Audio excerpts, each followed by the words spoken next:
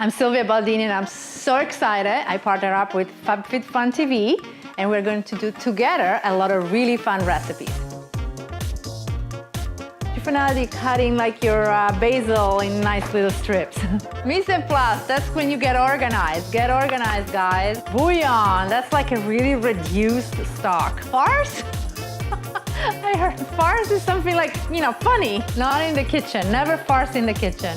Gnet, that's my favorite. There's two kinds of beignets to be kind of pointy. One is like from Italy or France and it's all yummy and filled with cream.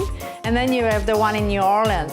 Bouquet gar.ni, that's really a good thing to learn to do. Actually, you like tie all your little herbs together and so when you scoop it out from your soup, they don't go everywhere. Crous.tade, that's crous.tade, I think. I don't know. That's like a good tart. It's a tart. Dine and dash, is that what I did when I was in college? Eat and you don't pay. Ha!